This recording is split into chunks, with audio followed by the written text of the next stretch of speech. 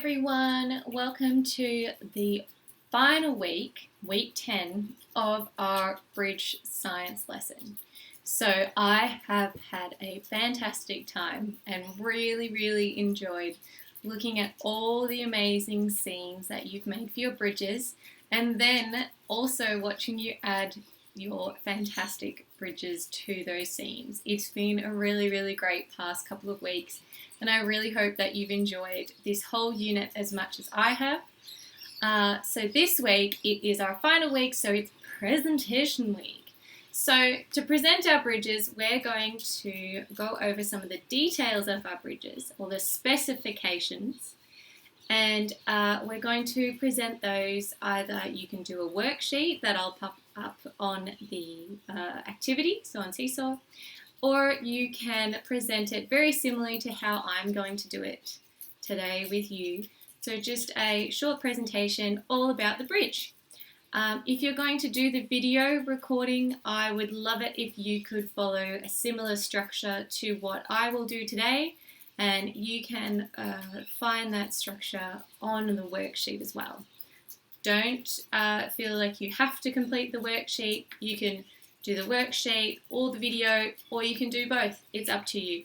As long as I can see some kind of presentation of your bridge, that's all I'm really looking for. So here we go. Here is my bridge, as you would remember from last week. It is a suspension bridge, so that's what type of bridge it is. I decided to call it the Moffat Bridge because my last name's Moffat. Why wouldn't I call the bridge Moffat? One of the other things we're going to do today is measure it. So you can use a ruler if you would like. That's what I'm going to use. You could use toy cars. How many Lego blocks long is it? And you can tell us that as well. So starting at 0, measuring all the way along the length. So my bridge is 30 centimetres long. Now we're going to do the height. So again, starting at 0, put the 0 down the bottom, and you measure to the tallest point that you can find. And my bridge is 29 centimetres high. Now, thinking back to the design brief that we did together last week, and what helped you make your bridge, we're going to make sure we can check a few of those things off. So we already know that it was at least 30 centimetres long, so we can tick that box. We know that it's freestanding. I'm not touching it, so we can tick that box.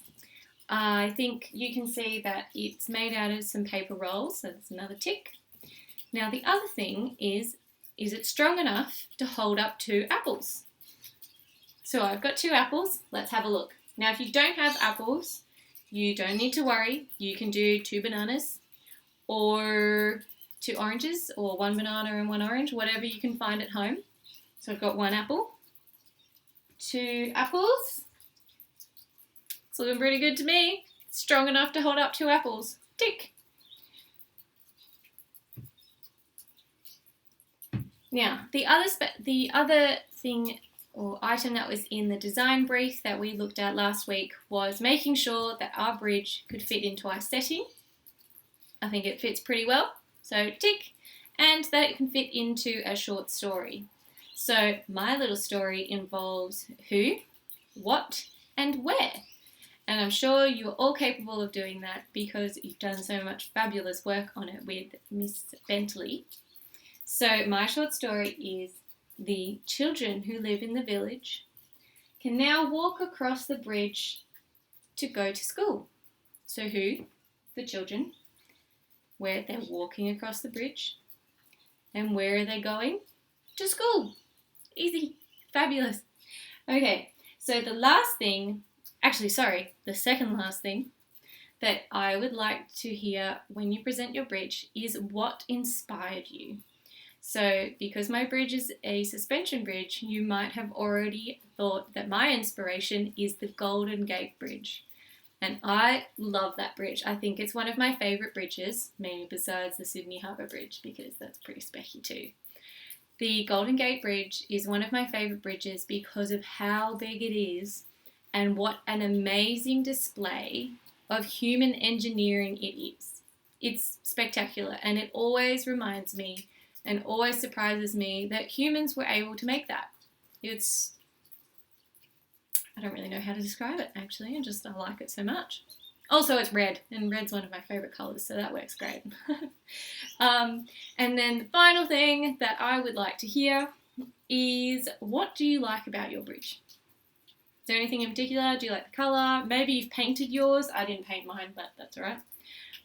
But I think my favourite thing is that it fits into the problem solvers. So it's solved a problem, and it's done so very well, actually. I think it looks pretty good, so I like how it looks as well. I also like that I've used some triangles. And that is actually something I forgot as well. I'd like for you to count how many triangles you can see. So I've got 1, 2, 3, 4, some on the back, 5, 6, there's some in the pillar, 7, 8, and some in the other, 9, 10. So I've got 10 triangles altogether. Once you've wrapped that all up, you can pop it all on Seesaw so that we can all look at your fabulous work. If you would like to fill out the worksheet, you can easily access that on Seesaw as well. Again, if you don't have access to a printer, you can simply copy out the little criterias and fill them out on your own piece of paper. I can't wait to see the presentations of your finished bridges. Have fun!